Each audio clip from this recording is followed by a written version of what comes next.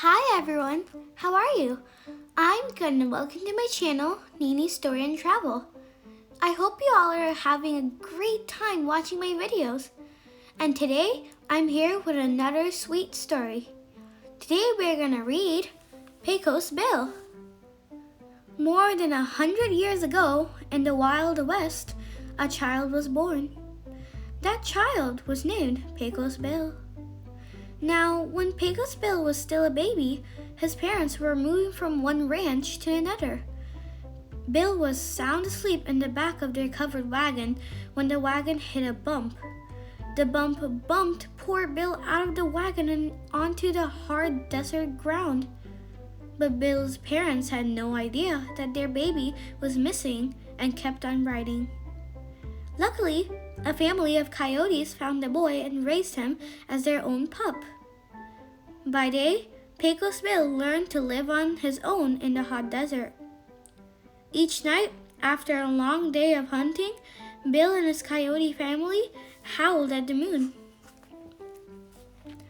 Once Pecos Bill had grown to be a man, he left his coyote family behind and went to live with people once again. Living the life of a cowboy, Pecos Bill had many adventures, some of which I'm about to tell you. Pecos Bill's first great adventure was the time when he rode Widowmaker. Widowmaker was a horse, but not just any horse.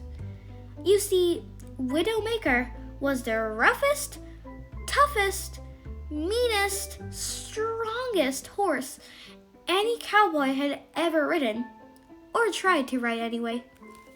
Nobody had been able to stay on Widowmaker. He was just too ornery. Whenever a cowboy got up the gumption to climb onto Widowmaker's back, that big black stallion would buck and kick and thrash. He would snort and stomp and toss his head.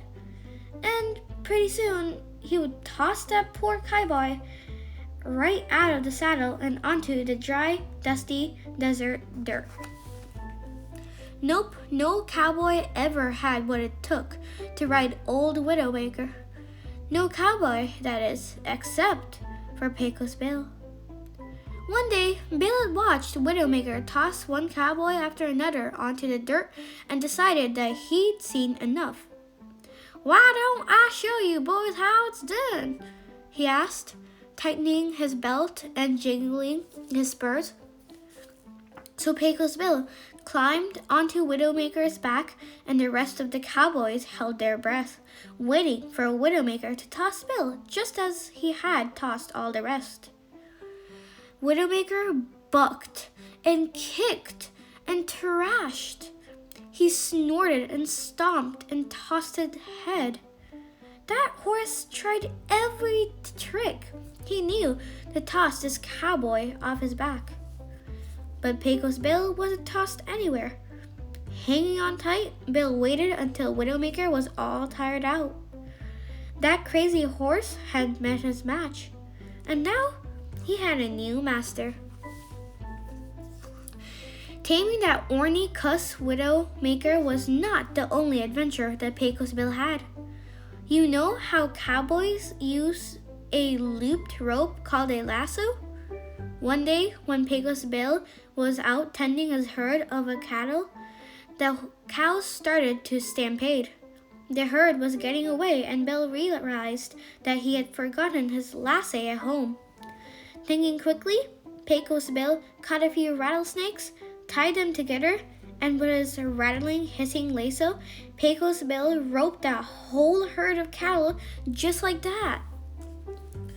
Another time, when Pecos Bill was out tending to his cattle, he heard a roar come from the tumbleweed.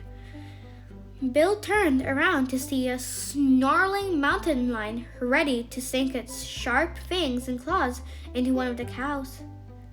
Bill wasn't about to let some mangy old kitty cat run off with one of his prized heifers, so he took out his lasso and roped that mountain lion just like he would a pony.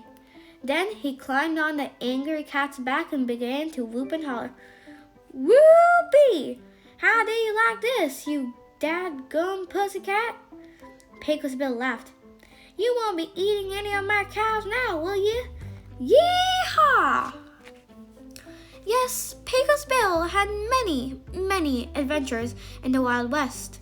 And yes, he was just about the rootinest, tootinest cowpoke to ever climb into the saddle.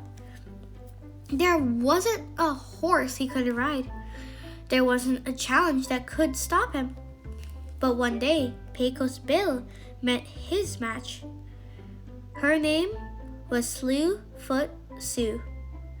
Slewfoot Sue was the prettiest girl this side of the Mississippi River. Her hair was as golden as Kansas wheat. Her cheeks were as rosy as an Arizona sunset. Now, Pecos Bill had never felt the slightest fear when riding an angry bull or facing a nest full of rattlers. But moseying up to Slewfoot Sue to say hello made Bill more nervous than a jackrabbit in a wolf den. Luckily, Sue broke the ice and introduced herself to Bill. And before you know it, the two were married. Married life didn't do much to tame Pecos Bill, though. There was the one time that a blustery, twisting cyclone threatened to fly off with Bill's herd of cattle. But just like he wouldn't let a mountain lion touch one of his cows, Pecos Bill wasn't about to let an old cyclone either. So Pecos Bill got out his trusty lasso and tossed it around the cyclone. Off the angry twister flew, determined to throw Bill south of the Rio Grande. But our hero held on tight, and soon the cyclone petered out. Pecos Bill had triumphed once again. And speaking of the Rio Grande, we all know what a long and winding river that is. Well, I've heard tell that Pecos Bill used the whole name, that great big river that winds and stretches for as far as the eye can see, to water the crops he grew on his ranch. That Pecos Bill was sure a son of a gun. Throughout his long and exciting life, Pecos Bill had many more adventures, with earthquakes and rattlesnakes, with growing grizzly bears and dashing desert hares, with stampeding steers and fleet-footed mule deers. He had so many wild and woolly adventures that it would fill this whole book just to tell a few of them. As the years passed, Pecos Bill and Slewfoot Sue grew old and gray. Bill still attended his ranch and cattle, and he still rode old Widowmaker, who had grown a little gray himself.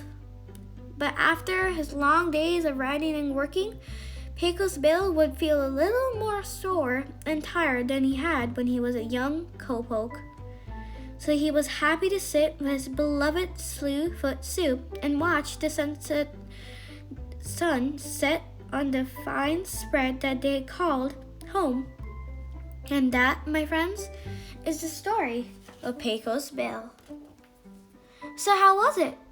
If you liked it, then make sure to like, share, subscribe, and comment down below. Bye!